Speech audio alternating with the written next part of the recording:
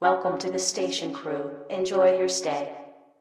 The medical doctor in Space Station 14 is tasked with keeping the crew healthy and alive. As a medical doctor, you will spawn with basically all the tools that you need to do your job. You'll have a medical belt that comes with 2 bruise packs, an ointment, a blood pack, a roll of gauze, and an emergency medipen. These medicines alone will suffice for a large majority of the treatments in the game. Damage in the game is rather simple. It is broken down into categories. The most common type of damage is brute damage, which includes things like getting hit with a bat, getting punched, or getting shot. Ointment will include things like the burn category, so that can be getting shot by a laser, touching a light bulb, even getting cold from space will be in that category. Blood packs and gauze both are directly related to bleeding. Blood packs restore blood, and gauze stops bleeding. Gauze also heals pierce and slash, but that is its secondary usage. The emergency medipen is really only to be used in an absolute emergency. It is stocked with epinephrine and a chemical that stops bleeding, and it should only be used if you absolutely need to inject somebody immediately, because it is really meant to only be used in an absolute emergency, thus its name. I will not describe what every chemical does. That is not really in the scope of this video. However, will point out that in the guidebook you could find the chemicals guide. And in the chemicals guide, you can scroll down to the medicine category. Here, this will let you see different types of medicines. You need to ask your chemist to make these. Most maps will come with a stock of, yet again, basically everything you need. So, like, one of the most common medicines in the game is bicaridine. And if you look at the effects, bicaridine heals 2 units per half a unit per second. But you need to be careful. Basically, every single medicine in the game has an overdose, and this one will cause jittering and deal damage if you're over 15 units. You'll spawn in medical, and you might even spawn in a room that looks like this. This has basically every med kit in the game. Not all of them, but a general variety. So you have things like the first aid kit, which comes with bruise packs, ointments, a health analyzer, and tricordazine pills. These pills are very much for general damage. It's for people who have boo-boos. It's for people who got in a fist fight and you don't want to use bruise packs on them. Or they just have a minor amount of things like poison. Again, you can look up what this does. I will not go through every single medicine in the game. But as you can, the name's pretty clear. It's a basic first aid kit meant for those serious boo-boos. Serious is probably an overstatement because tricordazine is not that great at healing people, but it's good for general usage. The Toxin Treatment Kit is used to treat toxic blood content, and that is pretty accurate. Inside, there's spacicillin, which is useless for you. There is Ipecac, which will make people puke up whatever's in their stomach. So if somebody comes in too drunk, you can use Ipecac, or if they're poisoned, you can use that. The anti-poison medipen is extremely powerful. It comes with some of the best anti-poison medicine in the entire game. They are extraordinarily rare and should only be used on people that will have no chance to live otherwise. And it comes with a lot of dilovine pills. Dilovine pills are just general anti-poison pills. The radiation treatment kit. If it took your Rad-X, you wouldn't need this. Not sure why there's a Fallout reference directly in this game, but there is. In here, there is more emergency medipens, which is useful again for treating critically injured people, and yet, like I said, it's an instant injection. So this is another place you can get 2 more emergency pens. The radiation treatment kit comes with a bunch of ointment, which doesn't actually help with radiation, but it does help with burns, which are somewhat associated. It comes with more EpiPens, which you can use to help people who are critical out of their critical state, and a bunch of hyronolin pills, which are, as you could probably guess, used for treating radiation. The O2 kit, same thing, pretty obvious. It comes with oxygen, which is an interesting benefit. It comes with an inoperable syringe, which is actually good at stopping bleeding and healing specifically air loss when somebody is in critical state, but that's when they're going to be deprived of oxygen. And it comes with Dexilin pills, which, again, heal asphyxiation damage. And another emergency med pen, which is great for critical people. The burn treatment kit comes with a lot of ointment and more inoperable and dermaline. Dermaline is going to be the most commonly used burn medicine treatment. It is rather potent, and it can OD past 10. A brute trauma kit comes with everything to deal with trauma. Comes with blood, it comes with tranacid, which stops bleeding, comes with iron to restore blood, and bicaridine to heal the wounds. Also, bruise packs and gauze, which are explained at this point. An advanced first aid kit, which just comes with a general variety of stuff that you spawn with. It is not specialized. All that's fine and dandy. That explains the basic usages of medkits. However, in the Nanomed Plus and around other stations, you'll find this. I recommend doctors try to keep a bottle of epinephrine on them. However, you might have to share, but chemists can make more for you, or they'll just make you things that are equivalent. It is also worth it for doctors that want to take a syringe. You do not spawn with one, but it's worth taking one. Epinephrine is extraordinarily good at helping people who are in a critical state. If you see somebody's in critical, you don't even need to examine them right away. You can just inject them with epinephrine, because if you're in a critical state, which means you're down on the ground, you're going to be gasping for air, and that does asphyxiation damage. Epinephrine heals that.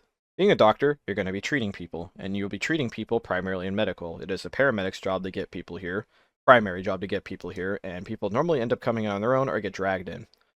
Your PDA will serve as a medical scanner. All you do is put it in your hand and left click somebody, and it'll give you an instant analysis of the type of damage they have taken. Most commonly, if somebody's walking in, they're going to have slight damage. You're probably going to fist fight. It's normally never that complicated to treat. So in this case, this person's only taken 8 heat and 5 blunt. That is extraordinarily easy to treat. And you can use something like a bruise pack. Remember, bruise packs heal brute damage. So if I use it on them, it will immediately say you have finished healing with the bruise pack. What that means is that this healing item, the bruise pack, can no longer heal any form of damage. So that leads to not wasting any medical supplies. And then you use ointment for the burn. And watch, this person took more than 5 damage, so it's going to auto-apply a second time. And then it'll say, you finished healing. So if I rescan them, yes, this person is right as rain. They are full health. However, medical treatments are not always this simple. Sometimes people come in looking like this, and they're leaving a literal trail of blood. One of the first things you can do is shift-click them and inspect them and perform a basic health examination. If you see something like they are profusely bleeding and they are pale, that means they are bleeding badly. They are taking blood loss damage, and they need help basically immediately, especially when somebody has taken as much slash as this person has. Now, this is what your gauze is good for. Don't panic, just take your time. You pull out your gauze, and you just use it a little bit. Just make sure that their bleeding is absolutely stopped. You can re-inspect them to see that, yes, this person is no longer bleeding. So you no longer need to worry about gauze. The next priority is getting blood back in their body. You could do this with blood packs or iron. There's probably even other ways, but those are the most common. So you just want to keep using the blood pack, basically, until you can't use it anymore. Because this person was only bleeding for a very short time, but most often people are going to be bleeding for a longer time. And once the pale message is gone, you can stop using the blood pack. They are no longer taking blood loss damage. And if you scan them, they have 7 damage, and if you rescan them, they are healing that blood loss damage. Blood loss heals on its own as long as a person has an ample amount of blood in their system, which is 270, but you will never see that number, so it's not worth knowing that. Just as long as you don't see they are pale message, and they're not bleeding, they are stable. Another thing you could do to really help with people who are bleeding out is you bring them to a medical bed, which are found in, well, you guessed it, medical. Medical beds have a blue pillow. You can also inspect them, and they'll be named medical bed.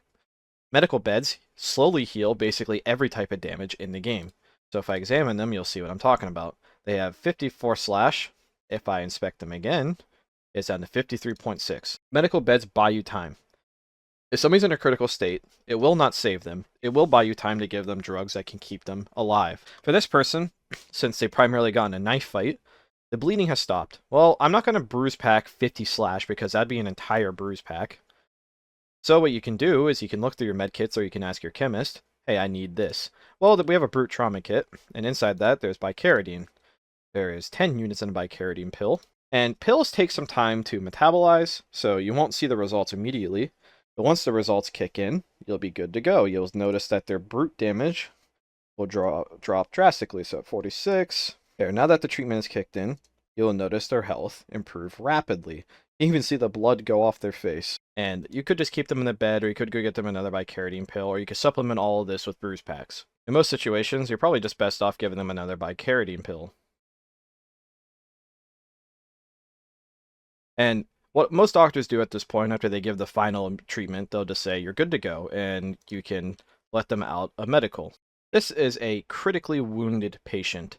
A critically wounded patient could be identified by being, well, horizontal, and you'll see gasp messages appear above their head. Remember when I mentioned that epinephrine is your best friend? I don't even need to inspect this person's damage. I just know that they are gasping and they're taking extra asphyxiation damage, which can lead to their death and will lead to their death if we do nothing about it. So I recommend injecting just a little bit of epinephrine and try to get them to a medical bed as fast as you can, because remember, medical beds heal basically everything. So actually, the epinephrine was enough to get this person specifically out of critical, and I didn't even inspect their damage. But that doesn't mean they're out of the clear just yet. If I reinspect them, 100 damage, by the way, is a critical state. This person has actually taken a fair bit of poison, slash, and heat. This is more so what a normal treatment patient will look like. Getting somebody out of critical state when they have taken just enough damage to fall into critical is rather easy. However, as you can imagine, somebody who's in a deeper level of critical state can be harder to revive.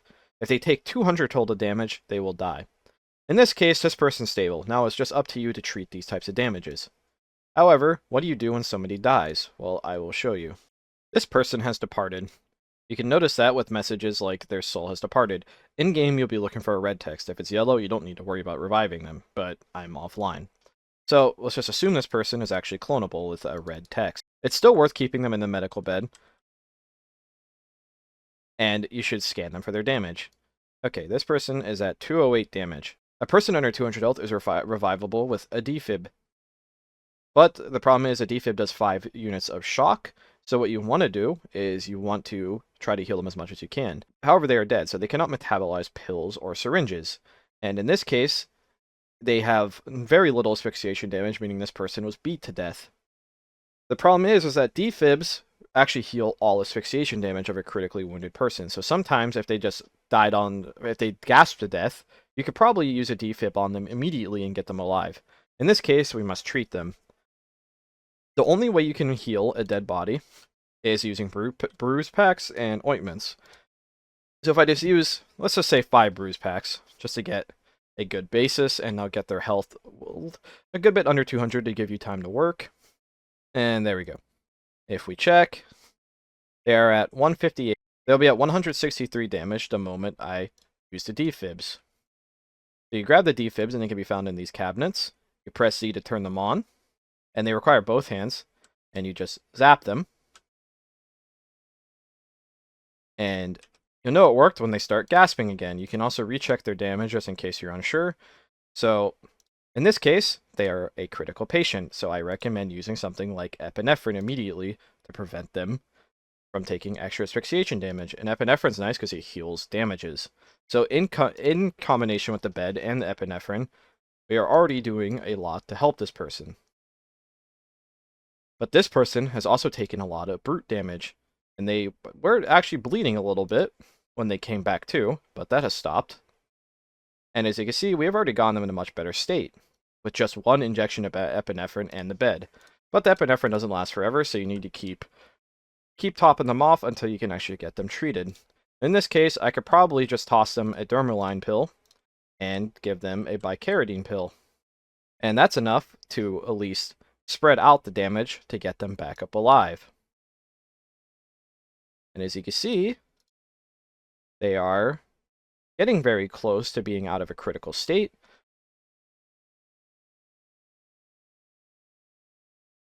If I just give them one more injection of epinephrine, this person will be in a stable condition. And there we go. They are out of critical. We have successfully revived the dead. A final example I will give you of a medical doctor is what I call worst case scenario.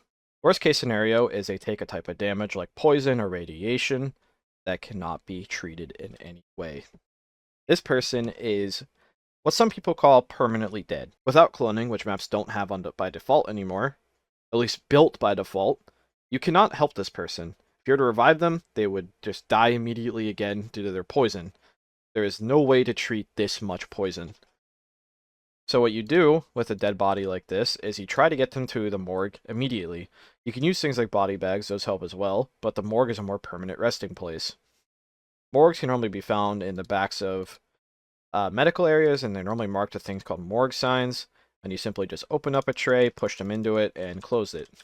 This will prevent them from rotting, because if a body rots, they can't be defibbed at all, but that's kind of not as important. But if they get rot too much, you won't be able to clone them. So you got to be cautious about that, and that is why I used a morgue. For a job that has a lot of variation, this is probably the best way I could think of explaining it in a video guide. I hope I was thorough enough, and if you have any more questions, feel free to ask. I'm sure myself or people who are even more experienced in medical can give you advice.